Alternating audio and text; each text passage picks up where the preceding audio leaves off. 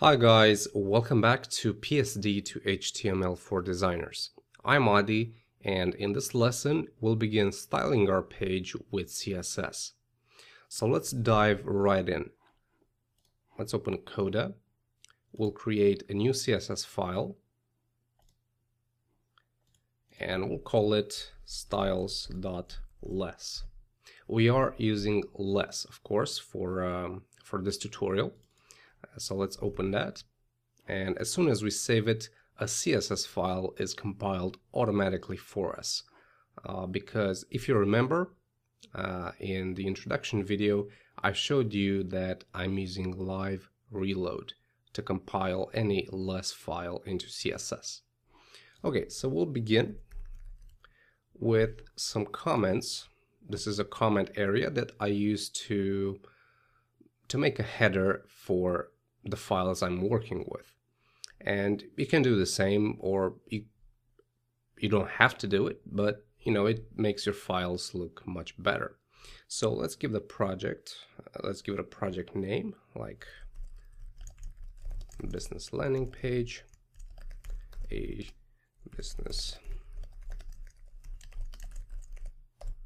Okay, so a short description, the name of the file, and we also have some author information. All right, now the first thing I'll start with is the reset styles. And let me just show you the current page.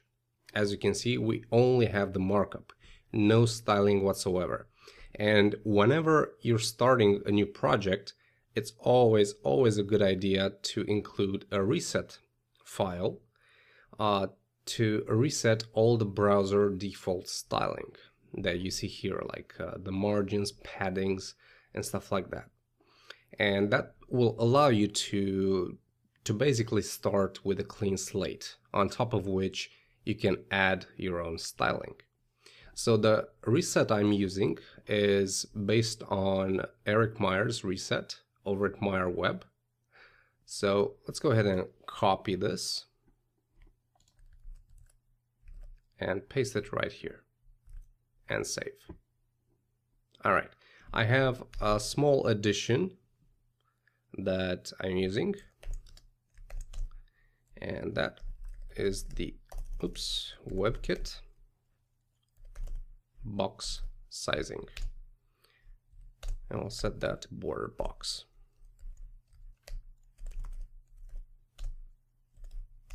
All right, and finally box sizing.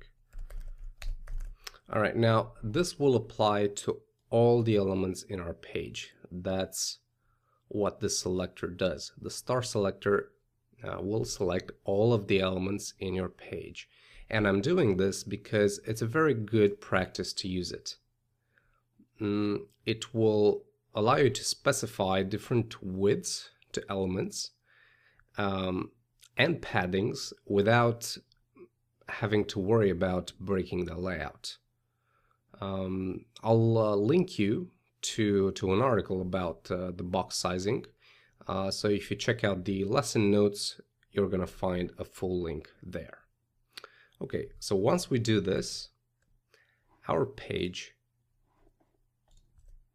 looks something like this. So as you can see, all of the margins, paddings, font sizes are reset to a basic value. Okay, the next step is to include the bootstrap grid. So you need to go to the Twitter Bootstrap website. Again, you can find the link in the lesson notes. Click on Customize, and it will take you to this page. So let me do this again with you.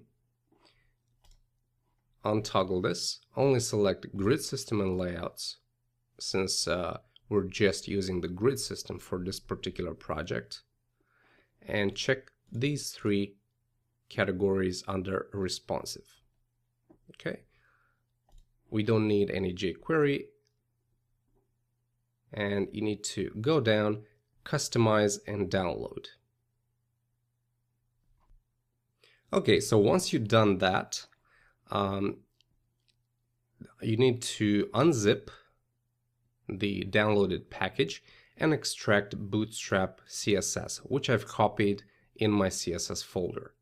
And if you open it, you're going to see two more classes here. For clearfix, a very useful class, and also hide text, which will allow us to show the logo as an image, but hide the text that we have in that h1 tag. Okay, so we're going to keep these here. And also the Bootstrap CSS contains all the information needed for the grid to work, like the span, the widths, the rows, also the responsive stuff as well. Okay, so once we do that, we must include our Bootstrap file.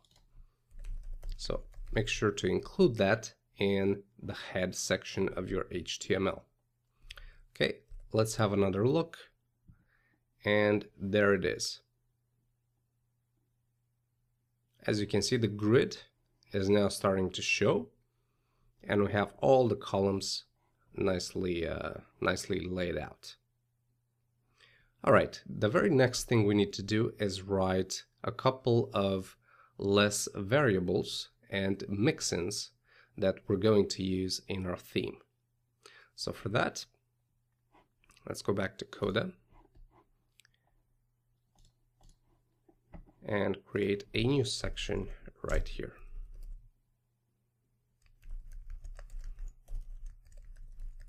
Okay, we'll call it less variables. So in order to write our variables, we need to go back and forth to our PSD document, which is this. And by variables, I mean values for colors and fonts. It's always a good idea to, if you're using less, for instance, or Sass, it's always a good idea to save variables which contain colors, color codes or font names or any other stuff like that. In case you need to change something later, you don't have to replace every occurrence of that value. All you have to do is change the variable value and recompile the CSS file. It's as simple as that. Okay, so we'll start from the bottom and from the top, sorry, and we'll start with the link color. So go ahead and copy that, and let's create a new variable, and let's call it link color. Okay, and let's grab the text color as well.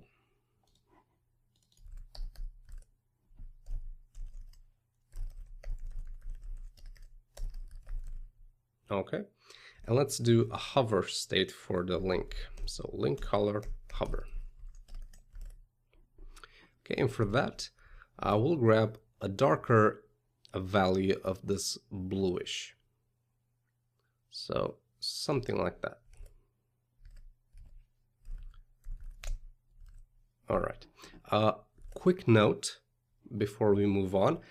A lot of people ask me, how do I get this magnifying glass show up?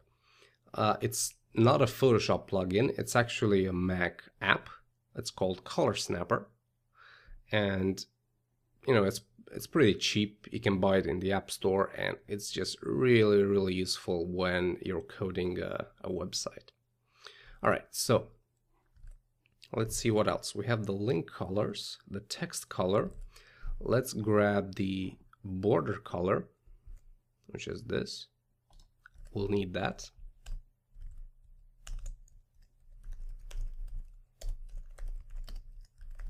Okay, and we need the colors for these blue text. So let's see. First of all, we'll grab this, which is the color of the block quote. So block quote color is that. Then we need the color for this heading. So let's grab that. Okay, and let's see. we'll create a new variable. Let's call it blue background heading color. Okay. Or actually not blue background, because we might change this. Let's call it header main color. All right. Okay, next is this one. And we'll call this light BG heading color. Next, we'll grab this, which is light BG heading. Let's do it like this: heading 2.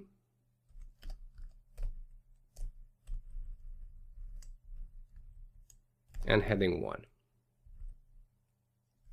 Okay.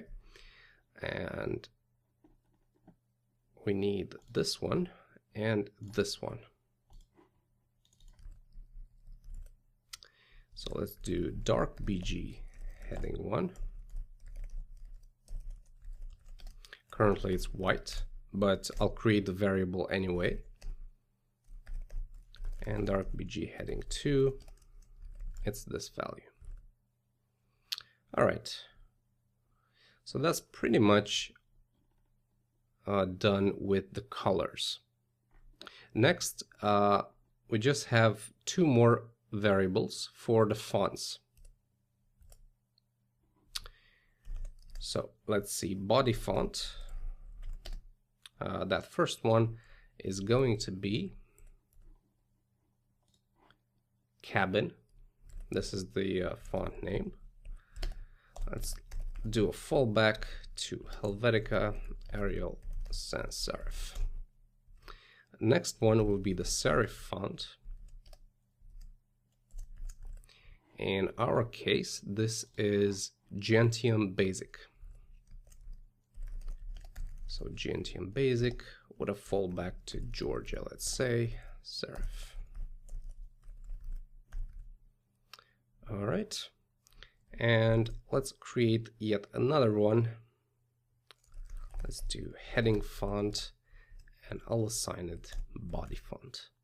I created this variable in case we want to change the colors later on, the fonts, sorry, later on.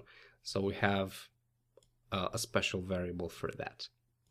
Okay, the last thing actually for this video is create a quick mix-in. Now, I'm not going to show you how to create all of them, just one, so you get the idea. So let's say less mix-ins. These are also called parametric mix-ins because you can pass in a parameter. So let's do one with, for instance, round corners. Okay, so round, the parameter will be called radius, and it will have a default value of 5 pixels.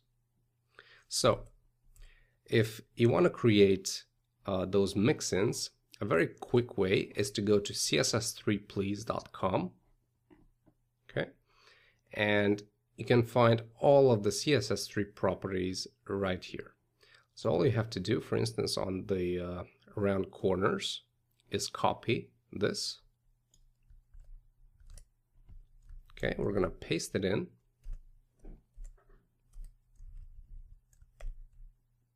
All right. And instead of a fixed value, I'm going to say a radius. Okay.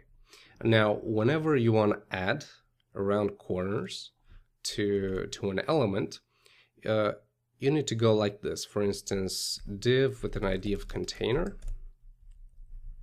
Okay, let's say we want to add 12 pixels around its corners. All you have to do is this, around 12 pixels. Okay, and that's gonna load the information you put in the mixin. and of course we'll pass in this parameter. All right, well, that's pretty much it for this lesson, guys. In the next one, we'll write some general styles for typography mainly, and we'll style the header of our page. We'll take care of the logo and the contact information on the top. Okay, until then, thank you very much for watching. Bye bye.